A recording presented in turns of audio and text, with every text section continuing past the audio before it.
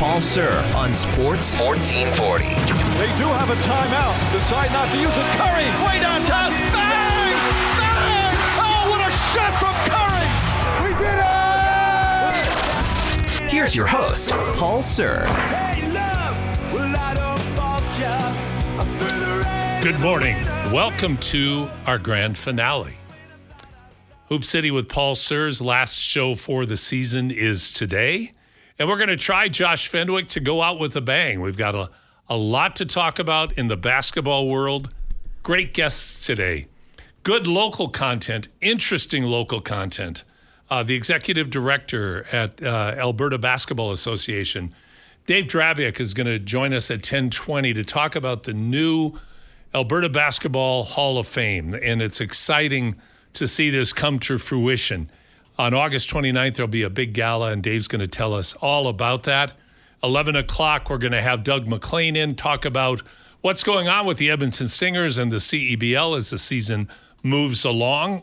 At 11:20, we're going to bring in Ryan Wolstadt from the Toronto Sun. We'll talk about the recent NBA draft, what the Raptors have been able to do, and what he thinks some of the other key offseason moves will be as the Raptors prepare for 26 and 27. Josh Fenwick, good morning. Morning, Paul. How are we doing today? We're doing great. Doing great. I must admit, a bit melancholy. Josh, this is my 11th year of doing a variation of the basketball show program in the Edmonton area, which seems almost surreal to do 11 seasons, starting over, of course, at TSN 1260 with Mark Majot way back in the day. And now to be able to have this opportunity at Sports 1440, and it's really a week of change at Sports 1440. We'll talk about that a bit in the last segment.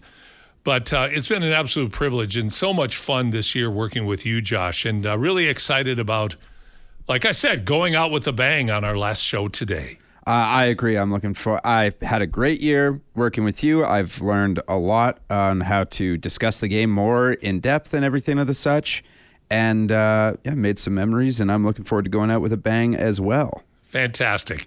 By the way, if you have any questions, thoughts on the NBA draft, on the trades that are taking place, Raptors, Bucks, Heat, you name it, WNBA, Toronto Tempo, my God, what a game the other night for Marina Mabrey. 53 points, tying the all-time WNBA single game scoring record. Just a phenomenal performance. But you can always get to us at 833-401-1440. Again, 833-401-1440. All right, Josh, let's kick it off. All right, so number one. Leading it off with, it seems Kawhi Leonard's time with the Clippers is coming to an end, per reports from Mark Stein.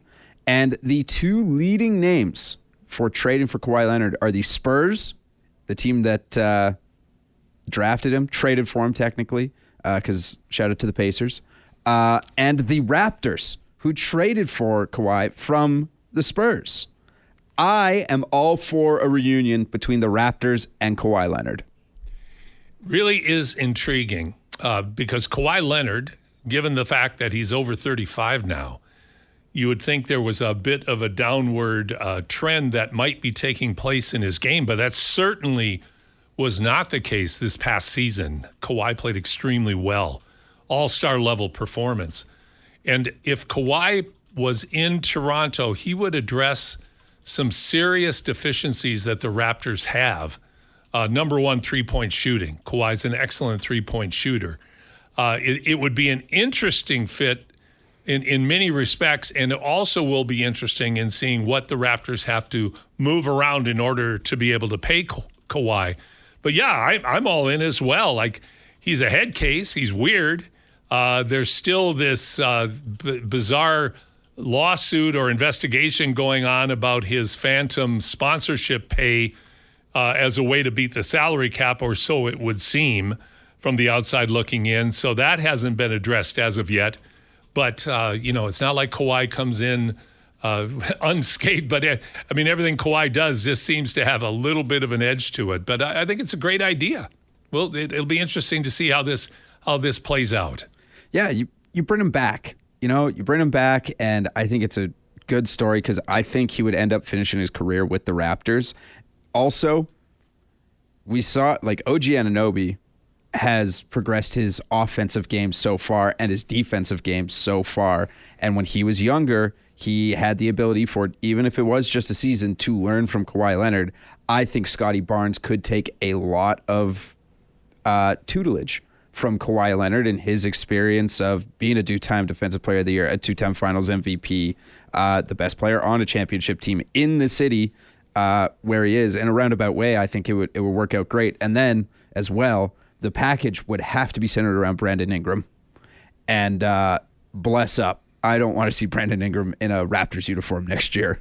You know, it's interesting how certain players and the way they carry themselves, conduct themselves, talk to the media, their body language on the court, all of those things. Brandon Ingram does not do himself any favors in all of those departments. So I think there's a lot of people, Josh, that share the same sentiment that you have regarding Ingram as a Raptor.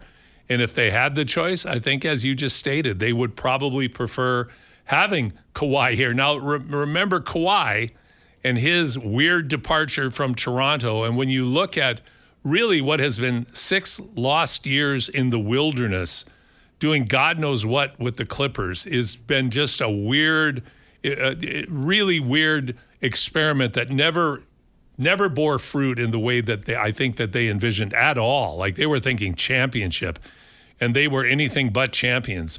Having said that, Kawhi Leonard plays hard every night and plays at a very, very high level, and he seems like he has a lot of gas left in the tank. So let's see what the Raptors can put together. It's intriguing to hear about. Yeah, me too. And it's a season ticket seller as well, which I don't think be. MLSC is against. Absolutely. I am ready to get hurt again.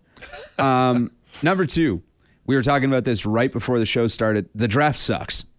I could give a rip about Spike Lee talking to guys about the Knicks and their draft pick or whatever. Just give me draft experts exclusively and their live reactions. Like, sort of let them go controller unplugged. I brought up the perfect example to you from 2014 when Bill Simmons was still with ESPN doing draft coverage. And the Cavs selected Anthony Bennett, and he was like, "Oh my God, what are they doing? Like, this is nobody saw this coming." I would rather see that than seeing, as I said, Spike Lee talking to some guys about the Knicks draft pick. I would rather hear about the last draft pick from Brian Windhorst, or Scott Van Pelt or whoever it is. God, yeah. Like, give me those guys because they're the experts. When I'm watching the draft, like, which I don't like to do anyways, but if I'm watching it, tailor it to the people who want to watch the draft, because the people who are watching the draft don't care about Spike Lee either. They care about the player that their team is drafting. Give them the information that they are so looking for. It was an interesting stat that I read, and I don't know if it's accurate or if it was just hype, but the estimate on how much Spike Lee has spent on season tickets and courtside seats over his lifetime is something like $10+ million that he has contributed to the New York Knicks coffers. And I think that might be part of the reason, because Spike Lee is so identified with the Knicks over the past 3 decades. But to your point, I totally agree with you. There's nothing more annoying than getting a star who isn't a player talking to people about fluff. But I think a lot of coverage has gone the way of the fluff. I hate when players are mic'd up during the game. I hate that. I hate the huddle cam, because everything that they show you is sanitized by the team that they're focusing on or the player. Hey, come on, pick up. I got yours. I mean, when I hear the players out on the court saying nothing, it gives you no real value or feeling for what's going on the court. The NBA in its coverage, they're always trying new things. And boy, do they miss the mark quite frequently, to your point. They certainly did in this case. They took a draft that was predictable, filled with a lot of talent. There's a lot of superb first-round players going into the NBA next year that we should see on the court quite a bit. and also some intriguing second-round picks that came out as well. I'd rather focus on that, like you said, Josh, with experts as opposed to the fluff. But, of course, the NBA always falls prey to their base instincts of how they can add some sort of sizzle to this, and that certainly doesn't get it done in my books as well. Yeah, listen, I understand the attempting to grow the game and get more people interested in it, whatever. Does that do one thing to do that, though? I mean, I know. You know? But, like, I get it, but that sucks. Like and it was bad, too. The reason that it works in baseball is because I love baseball. I played a lot of baseball growing up. There's not a lot You're that happens. Growing up, by the way, Josh. I know, but like as a wee lad, I played 10 years of baseball. There's not a lot that really happens. You know, you can have a player, which they do an entire interview while playing shortstop, and then you do get cool moments where a guy's like, "Oh, hold on, I'll answer that in a second. I just got to make this play real quick," and then the shortstop fields the ball and hurls it over to first, and then he gone. Like that. That's fine. Basketball is super high paced. It's super fast. Not as fast as hockey, but then I don't care about what's going on in the huddle. I don't need to hear the play that they're drawing up, and you'll never see the play anyway. They never show the play. They just show the coach either reaming the players out if they're playing poorly, but more often than not, saying the same thing over and over again. Hey, we've got this. You just got to effort, got to hit the offensive glass, got to move the ball on offense. You know, all those things. It really doesn't shed any real light into it. It's made for TV fluff. I think the guy that killed that, though, however, was Darvin Ham. What was it that he wrote on the clipboard instead of drawing a play? He wrote like work as a team or something. It's like, draw up a play, man. Let's go. Work as a team. Yeah, they need a reminder of that. Oh, man. I wish I could remember the exact thing that he wrote on that whiteboard, but I was like, I can't believe Lakers fans are in purgatory right now, but they're the Lakers, so I don't really feel all that bad. Yeah, of course. Let's go to number 3. All right, number 3, going back to the trade route. There have been a lot of trades this last week. Obviously, the Giannis saga comes to an end. However, the trade I am more interested in is the Hornets trading LaMelo Ball to your Minnesota Timberwolves, who also extend Ayo Dosunmu. Great signing, by the way. You're getting him for cheap. Was it 5 years, $112? That's a great deal. That's a bargain. I do not understand why the Hornets started shopping LaMelo Ball. Well, I don't understand why the Wolves want LaMelo Ball. Like LaMelo Ball, he had a great year. The Hornets had a phenomenal second half of their season. And LaMelo Ball was a huge contributor. He finally looked like somebody who was an actual adult playing basketball, where before he looked just like some kid playing rat ball and just fooling around. Is he, it gets brought up oftentimes about LaMelo. Is he an entertainer or is he a competitor? And I think those are fair questions. The second half of the season, he appeared that he was a competitor.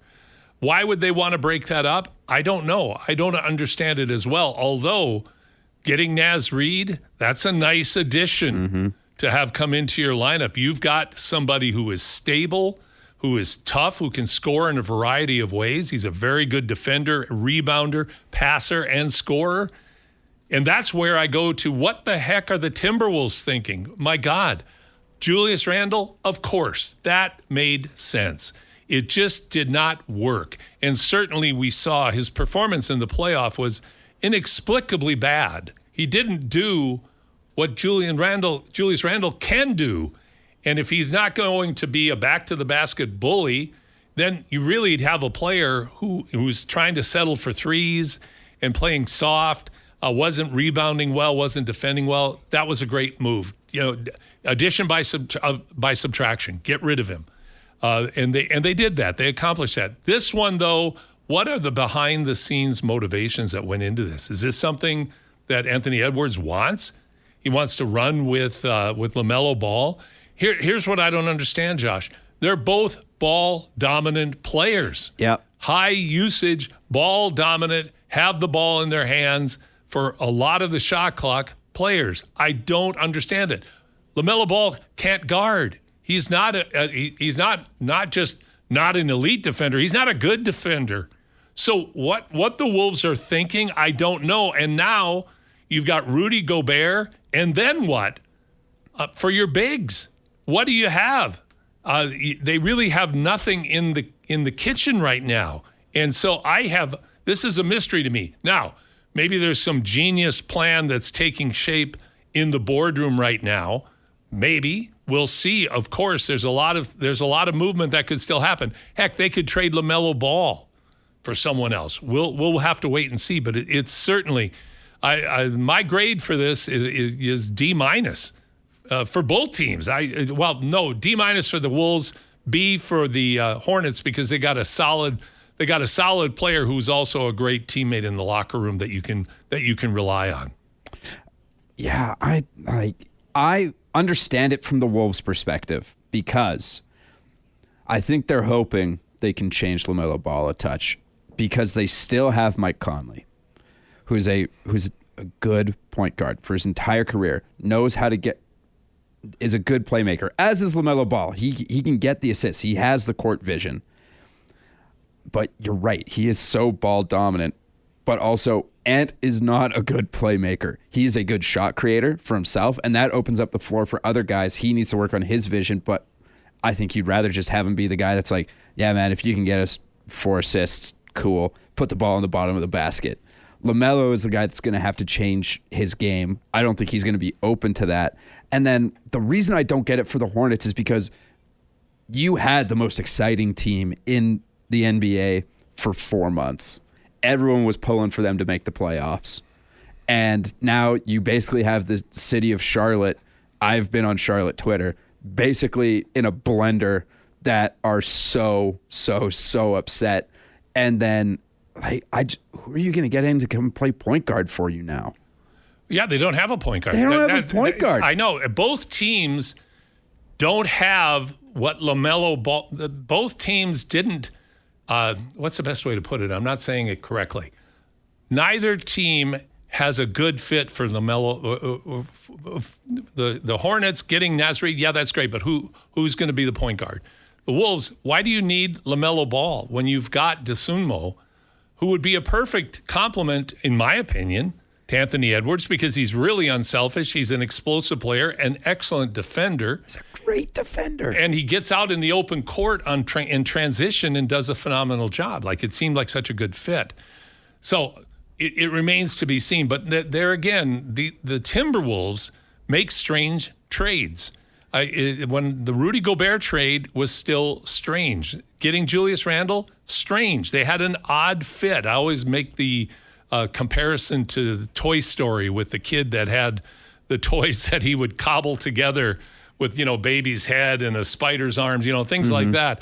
Like, that's how I view the Wolves. They just had these weird pieces that, even though they were odd fit, Chris Finch and his staff still found ways for the teams to be successful over the past 4 years. But this one's a mystery to me. It certainly is. So, those. I think what's interesting post-draft now, because, the draft took place this week. No big surprise, Devon to Washington. I see Washington side Trey up to a 4-year deal. So they've got, they've got some pieces now. Veterans, if they can stay healthy, that's the big question with both Trey and his running mate that's come in as well. I think, but they have a spectacular young talent in Debonsa. Is he the next Kevin Durant? I don't think so, but maybe something along those lines. He certainly has a tremendous amount of ability. So I think, they're at a good, Washington's got at an interesting place. They're going to be one of the interesting teams to watch. A team that I think did really well in the draft is Oklahoma City. Picking up Mara from Michigan, 7'3". What a great acquisition for a guy that can rim protect and finishes efficiently around the basket. They've just re-signed Hartenstein. Most likely Lou Dort won't be there. But they also picked up my guy, Bennett Sturtz from the University of Iowa. What a great addition to bring somebody in off the bench who's, going to learn from Shai Gilgeous-Alexander. You can't learn from anybody better.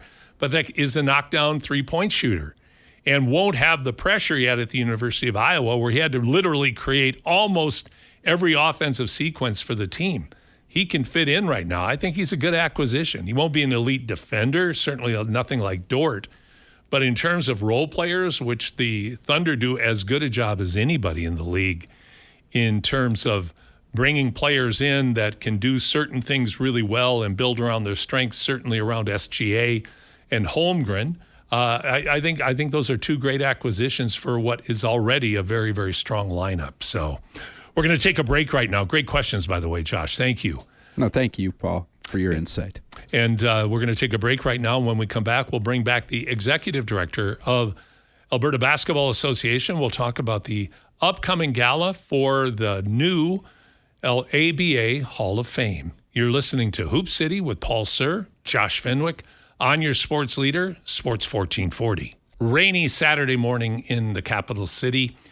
I'm really pleased to have our next guest on, Dave Drubiak, a longtime head coach at the University of Alberta at Augustana, is with us today. Dave now is in his third year, coming up to his third year as the executive director at the Alberta Basketball Association. And they recently had some very exciting news. Everybody knew, or a lot of people knew in the community that this was in the works. But now to have the gala announced for August, and we're here to talk to Dave about the Alberta Basketball Hall of Fame. Dave, thanks so much for making time to join me this morning. Thanks for having me on, Paul. It's great to talk hoops with you anytime. Absolutely.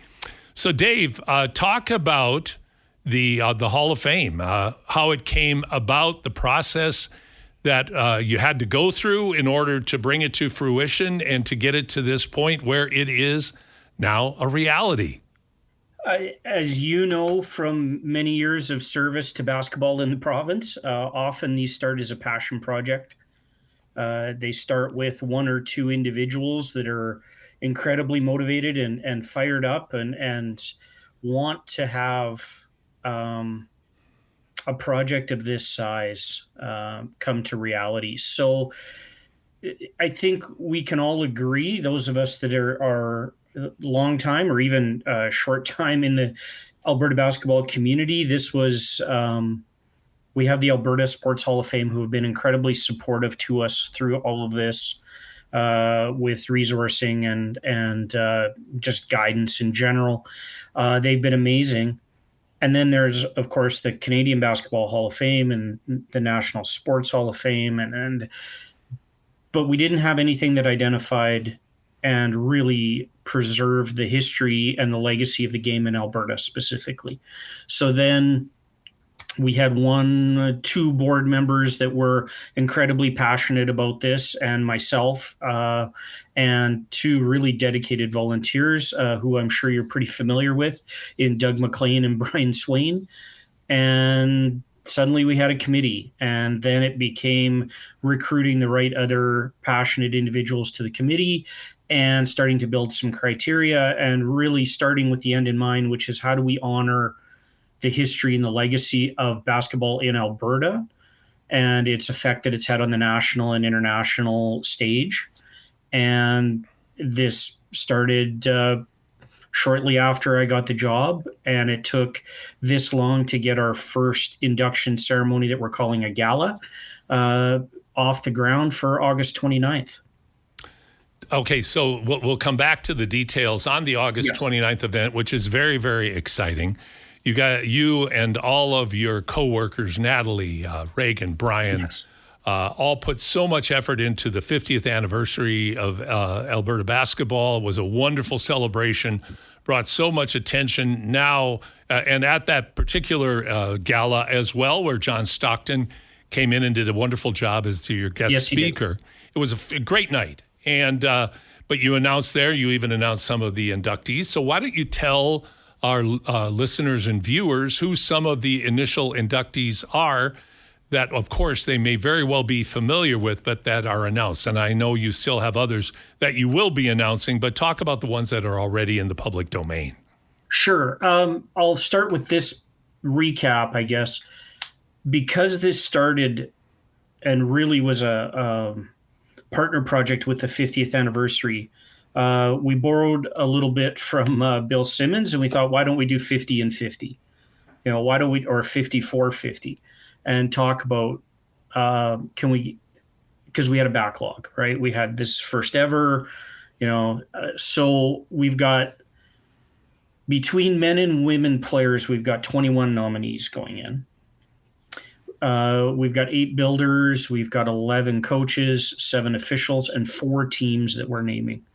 The committee has decided for the first class. So some obvious ones that we've already announced for sure are J. Percy Page, who goes in 2 categories. Yes. As a builder and a coach, and obviously the team he coached, the Edmonton Grads. Those were announced at the banquet, or at the gala rather. I don't know if you're aware of this, but subsequent to the gala, Steve Sir got his official call, if you will. And so Steve will be one of the inductees in August, going in with Carl Tillman, a bit of a Calgary and Alberta legend. Talk about 2 shooters. How'd you like to have those guys on the wings? Well, no kidding. Along with Phil and Tim Tolstrip. Oh my God. That wouldn't be a bad lineup. And then No you throw kidding. another, let's throw an Edmonton name in there, Jermaine Buckner. Yeah, those guys can play a little bit. Along with Kyle Landry. I'll let you decide who comes off the bench there. No comment. Yeah. Kelly Boucher, we announced. So deserved. On the women's side, Jody Evans, Tony Kordick, Carla Karch, Shauna, she was known as Shauna Molchak back in her playing days. Michelle and Catherine Plouffe should be a name very familiar to your listeners. Absolutely. Leanne Doan Reimer.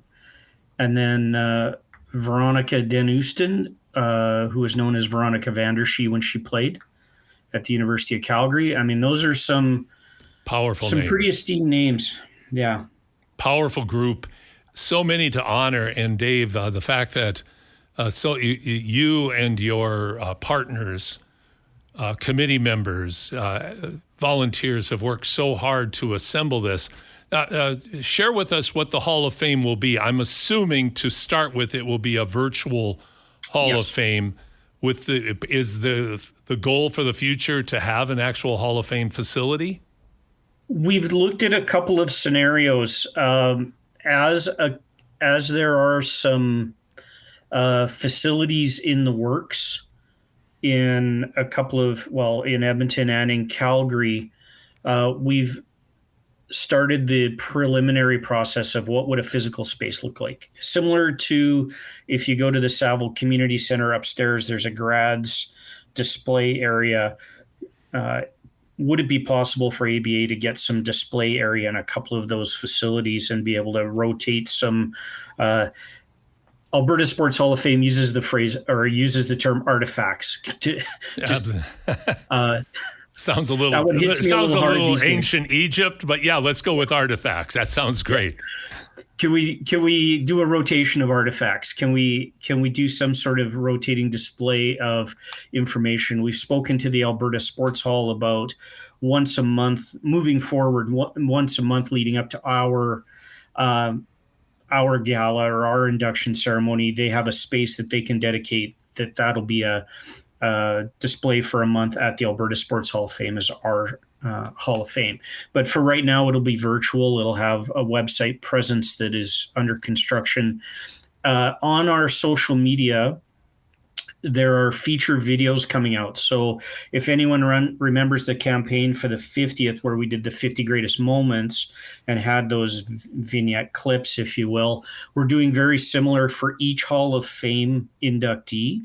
And eventually those will find a home on that website and on our YouTube channel as well, so people can go and see them virtually. There will be updated bios on all the Hall of Famers, and then we will be putting a call out once the website is up for anyone who has scrapbook photos, random pieces that they're like, well, what am I going to do with this? But it's a shame. We'll take them, scan them, give them a home virtually, so at least they're not lost. They're in a digital archive somewhere. And again, the Alberta Sports Hall has been very generous with their time and their space, and they said they'll help us if someone's got an old jersey from their playing days and they would like to donate it to us, they've got climate controlled space and some of the things that we don't have yet to look after some of that. I'm talking to Dave Drubiak. He is the executive director of the Alberta Basketball Association, joining us here today on Hoop City with Paul Sir and Josh Fenwick on Sports 1440. We're talking about the newly announced gala coming up on August 29th, celebrating the announcement of the Alberta Basketball Hall of Fame. Dave, talk about the gala itself. Where will it be held? How do people get tickets? Talk about Sure. Talk about where people can go to buy their tickets and support this You great betcha. event. It'll be at the Edmonton Expo Center in their ballroom area. We're excited to be working with Expo again. That's where we ran the anniversary event, and they worked with us so well. It was a real treat to go back there again. You can go to aba.simpletix, that's simpletix.ca, and that'll take you to our box office, they call it, and you'll have an opportunity to purchase your gala tickets there. And there's lots of detail on the run of the evening, from when cocktails start to dinner program and just how long the evening will run. In addition to the gala on the 29th, on the 29th and 30th, we are running what we're calling the Hall of Fame Coaches Clinic and Hall of Fame Officials Clinic. We've asked some of the Hall of Famers to be presenters and speakers, and then we'll fill with some great resources and some great speakers so people can purchase their gala tickets and then get coach or official clinic registration at a discount there. Or if you're just interested in the gala, that's all available to you there. So it'll be a great program starting in the early evening around 5 o'clock. And as you can imagine, with 50 Hall of Famers and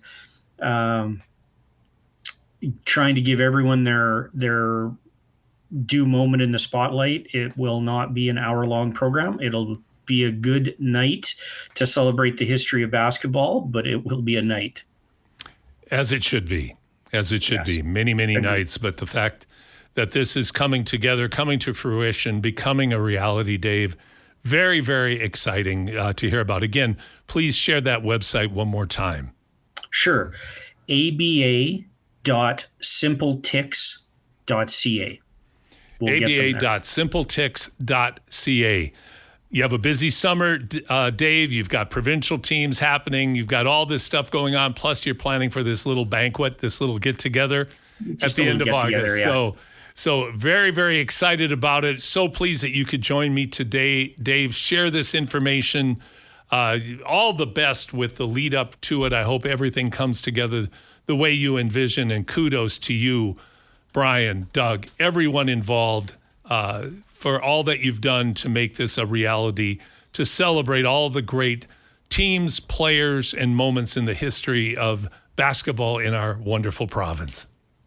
Well, Paul, thank you very much for those kind words, and really appreciate the time to come here and speak to your audience. And we're looking forward to an amazing summer and just a fantastic event in August, and I hope we'll see you there.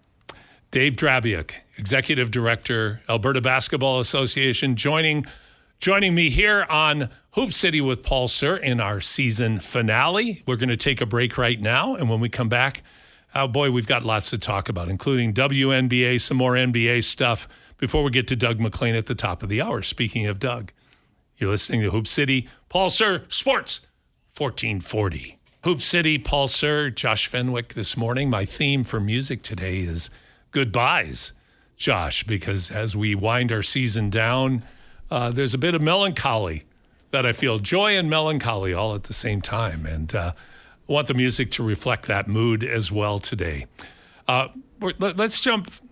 But first, I'm going to make an announcement. I'm really excited about this. In 2 weeks, we, a group of people, Jacob Wachecki and his great folks with his AOB club, along with the great folks over at Legacy Sports, we're going to be starting up a big 3x3 movement, I would call it, in the city of Edmonton. In 2 weeks, we're going to be hosting the Hoop City 3x3 Edmonton Federation of Community League Festival down at the Fan Park. Downtown Edmonton's no stranger to anybody. It's only $75 for your team of up to 5 players to get in. We have age groups. We don't have adults, but we do have age groups from U13 to U18. Everybody's welcome to come and play. Do not let money be an issue. If your team has a financial need, please contact us. We will make it work for you. But for $75, you get a reversible. You're going to get some great basketball through the day on Saturday the 11th. There's also the ABA traditional 3x3 event happening at the Saville Center that day. So lots of 3x3 happening in the city. And then, of course, Legacy Athletics, they're going to be the host site for the Hoop City 3x3 League. And this, again, is from youth, U11, up through adult, men, women, boys, girls. And this is going to run for 6 weekends. It's a phenomenal league. Talk to Brett, Zane, and the great crew over at Legacy. You have a chance to diversify how your kids play for the summer. If you want to learn how to play basketball, play 3x3. Anybody who's coached or played has had 3x3 as a part of their basketball diet. And we've been working a long time. I've been passionate about 3x3 really since the beginning. I share this often because it shows my age, Josh. I played in my first 3-on-3 league in 1971, and I organized 3-on-3 leagues at the university I played at a bit later in my life. So always have loved 3-on-3, evolving into the Olympic sport of 3x3. Edmonton has been the leader in 3x3. Alberta Basketball is the leader, was the leader now. 3x3 Basketball Association has added its hand in growing the game. So if you want information on the Hoop City 3x3 EFCL event, you can find it on our website at 3x3ba.ca. Let's jump over and talk about a couple of things. I want to talk about the WNBA, and then if we have a few minutes before we bring Doug on, we'll go back to the NBA. But I want to talk about the WNBA. What a great accomplishment this week for the Toronto Tempo's Marina Mabrey. 53 points in their resounding victory over the Los Angeles Sparks. Mabrey, 53 points, 9 3-pointers. You know, obviously a phenomenal night. Tied the all-time scoring record for the WNBA. I watched the first game that the Tempo played, and I really hadn't seen Mabrey play before. But I watched her and I go, man, can she play? She's a competitor. She shoots it. She goes to the rim hard. She defends. She rebounds. She's just a fantastic basketball player. But then, Josh, she had one of those nights. She had the night that players dream of. And when you persist in basketball, that's when the Michael Jordans get 63, Larry Bird gets 61, Kobe gets 80. What did he get against the Raptors? He got 81. 81 against the Raptors. Wilt got his 100 that nobody... It goes Wilt, Bam, Kobe. Don't forget. Oh, Bam. I don't count it. Whatever. Wilt, Bam, Kobe. Wilt, Bam, 83 Kobe. is 83. Yeah, you're right. I just... amazing night for Bam. So that's a bit petty on my part. But anyway, Mabrey, what a great night. And... what a great thing, what a great accomplishment for this league. Now we should be celebrating it, and instead, I'm going to talk about what really is the story in the WNBA. It should be Mabrey's 53. It should be the Tempo being competitive. There should be these storylines, these resurgence of the surge of the Dallas Wings and their duo of Fudd and Beckers, leading them to a big turnaround down in Dallas. And instead, I'm going to talk about what the real story is the ongoing abusive treatment and absolutely bizarre, inexcusable. I wrote a couple of other words down here. I want to find them right now. Here it is. The point of being stupid, embarrassing, letting it get out of hand, and this ridiculous league that considers itself to be professional, that, by the way, is subsidized by the NBA. And this is not derogatory. This is fact. Has never turned a profit. Last year, in spite of record numbers in attendance and in viewership, they lost $40 million as a league. In the offseason, they got this wonderful collective bargaining agreement that, no, it's not on par with the NBA, but neither is the WNBA on par with the NBA. But now, disproportionate to the money it generates, the players are getting the treatment that they deserve.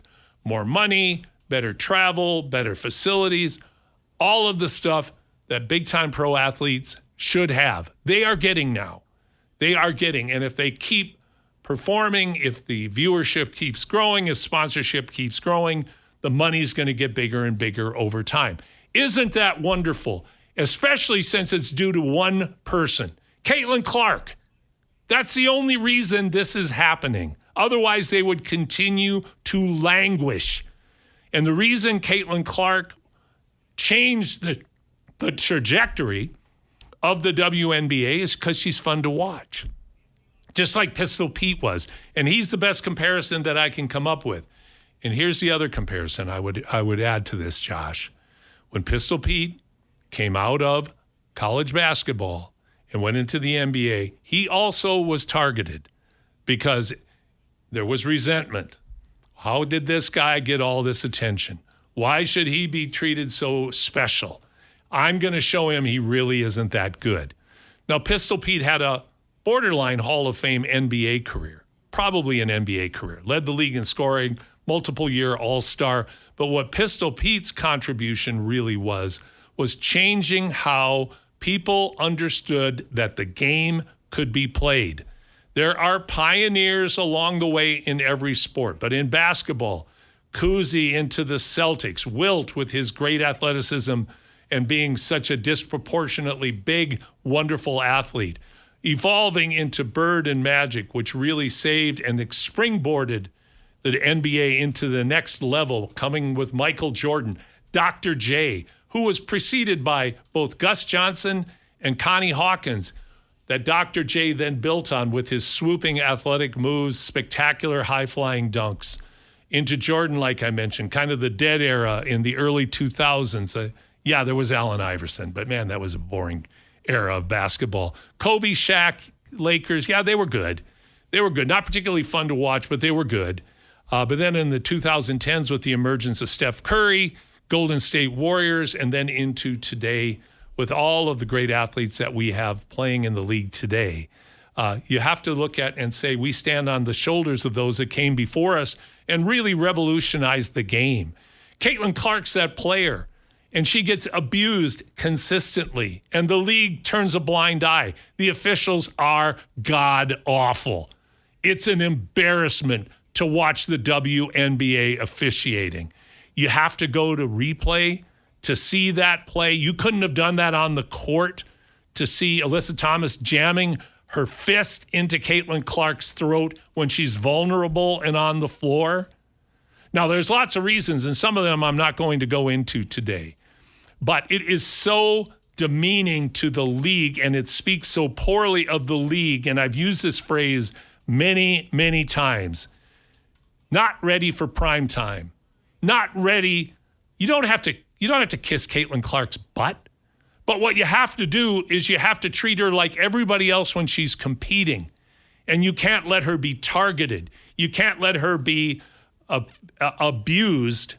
And then you can't have a weak coach, which she has. She's terrible.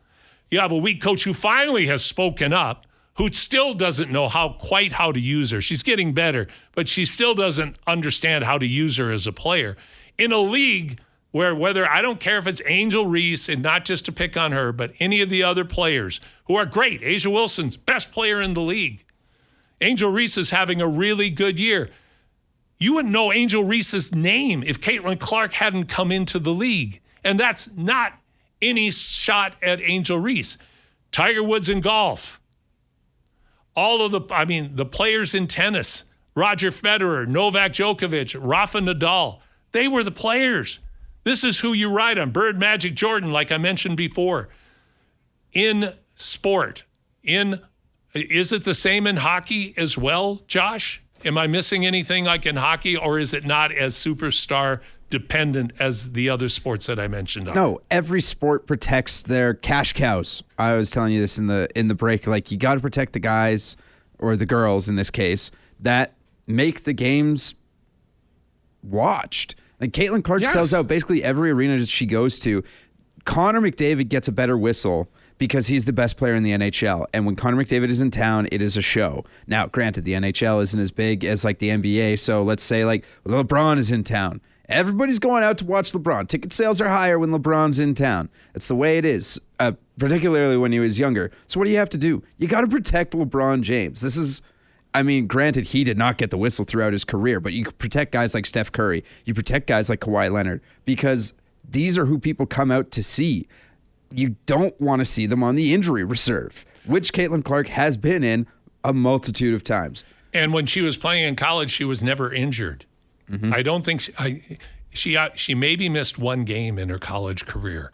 Now, the WNBA, more physical, better athletes. We know all of that. Bigger, stronger, faster. Absolutely. As I stated earlier, she's not the best player in the league. She may be one day if injuries don't take her out of, prevent her from having the kind of career she's capable of having. Maybe she will be. Another slight. The WNBA put out a poster featuring players that had impacted the league over their 30-year history. Guess who wasn't on it? Caitlin Clark. And there's a lot of players on there. I don't even know their names. And when I looked at their stat lines, they're average at best. So WNBA, very, very frustrating because they're taking a step forward. But to see the kind of ineptitude at the head office level, at the league level, and how it trickles down, and then the outrageous, and again, I'm from Iowa, where Caitlin's from, so I am definitely a homer on this. But to see a player physically abused that goes outside the parameters of just competitive sport, that inappropriate, unnecessary, and is a big slight against the WNBA and its progress. Don't kill the goose that laid the golden egg, because this egg still is being hatched. And if 2 and 3 years from now, if this were to continue, and let's say Clark had a career-ending injury, would the league continue on the upward trajectory it's on? Maybe. Maybe that die has been cast, but maybe not. And also, in the end, it's just plain wrong to allow this to happen. So, other than that, I don't care, Josh. Oh, yeah. It sounds like you're, very level-headed about this whole thing. Very rational sensible. conversation. Oh, normal. Just down-to-earth guy. Everything's just good in the hood, guys. Good in the hood. Don't even worry. Absolutely. We have a couple minutes before we have to go to break. Let's talk a little bit about in the NBA as well, about a couple of teams that have been, affected dramatically. Of course, let's start with the Bucks and the Heat. The Heat finally pulled the plug, as Pat Riley is wont to do. Here's my question about Giannis. Man, oh man, I hope it's worth it. The guy's hurt a lot now. He's at this stage of his career where he's having chronic injuries reduce the number of games that he's playing dramatically. So I hope it works out for them. Now he's playing for what you can argue and make a real strong argument, the best coach in the NBA, and Eric Spoelstra. Questions are, if Norm Powell, as you mentioned when we were talking off air, if he signs elsewhere, where are they going to get their three-point shooting from? Because Giannis is not being brought in as anything resembling a three-point shooter. But teaming him up alongside Bam, who's a very good player. Scored 83 in a game. Scored 83. That's his standard. That's right.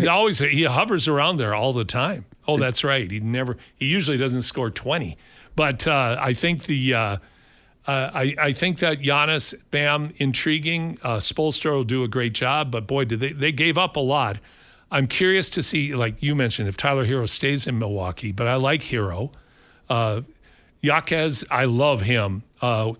Where if the Bucks will let him go and let him develop, he could turn into a really, really good player. Mm-hmm. They also have Kasparas as well. And they just drafted 2 intriguing young rookies in Burris from Arizona and Ament from Tennessee that are really good, a guard and a forward. So all of a sudden, the Bucks are a completely different team, which is what they needed to become. Because whatever happened in Milwaukee over the last 3 or 4 years, what led to an NBA championship, it just didn't continue down the path that it needed to continue down. And now we have the Heat with Giannis, and we're going to have two very, very different squads. What do you think of? I was listening to Sam Mitchell on the way into the studio today on NBA radio, and he was talking. They were talking about. They have this one category they use called unheralded mofo of the day. Nice. Yeah, I know. Very classy. The unheralded mofo of the day for them was Austin Reeves because he signed a max deal, and the reason was Austin Reeves went to. He's from a small town in Arkansas. Yep. Went to Wichita State, transferred to Oklahoma, undrafted. Now, a few years later, gets a max deal in the NBA. Averaged 23 a game last year. Would have averaged more had injuries not played into it. But the thing Mitchell said, and it's a valid point. Now you have a guy making $60 million a year in Luka, injury prone, who can't guard anybody really in a serious way, and Austin Reeves, who works really hard on defense but has some athletic limitations that makes him a player that can get picked on as well. And on the backside, they really don't know what's going to happen with Ayton. Of course, LeBron James still hasn't made any commitment. Yep. But do you think, though, in your opinion, Josh, did Austin Reeves deserve a max deal? No. Like, he's a good scorer, but, like, I sort of have this thing about just, like, guys who can only score the pill. Which is, don't get me wrong, a very, very, very hard thing to do and do it efficiently, which he does well. Yes, he does. But one-dimensional. He's a one-dimensional player. And if the shot's not falling on a night, you're like, I can't believe we're paying this bum $60 million. Like, I just, you're playing him. To be a scorer too, you have to be ball dominant. Dominant because he is a good post-up shooter, but he is so good at creating his own shot as well. And he's a good passer. And not everybody needs a max deal. But not everybody deserves it. But you're dealing with a league that's drowning in money. I know. And that's the problem, is they've got it to spend, and agents want them to spend it, and then the leverage is if you don't spend it, somebody else will. It's true. And I mean, you're right. There are so many players. And then let's flip over to the New York Knicks, and Landry Shamet this year made the league minimum. Mm-hmm. And the Knicks may not be able to re-sign him because he's going to probably command $8 to $10 million a year. If you're going to pay Austin Reeves $40, isn't Shamet worth $10? Absolutely, because he was one of the cogs in the wheel that was essential to the Knicks winning a championship. The other, but he most likely will be gone from the Knicks. Somebody else will pay him. Oh yeah. Robinson is the question mark there, and if they don't sign Robinson, what do they do as a backup to Karl Anthony Towns? Because what was so unique about this is literally Robinson has a hard time making a free throw, even though he tries. Apparently, he works extremely hard on it. It's just not there. He's just doing his best out there, Paul. He's just doing his best, but like 43% free throw shooter. Some people don't have a touch, and he's certainly one of those. But who's going to back up Towns? Because what Robinson did is he came in, set great screens, and the big thing he did is he kept the ball alive. He was a phenomenal offensive rebounder, and he kept the ball alive and gave the Knicks extra possessions. So that would be a big hole to fill, to find somebody who could duplicate the kind of energy that Robinson brought. So we're going to take a break right now. When we come back, we're going to bring in Doug McLean. After Doug, we're going to bring in Ryan Wolstead from the Toronto Sun. Doug's going to talk with us about the Edmonton Stingers and the CEBL. So thanks so much for spending your Saturday with us. This is Hoop City with Paul Sir, Josh Fenwick on your sports leader, Sports 1440.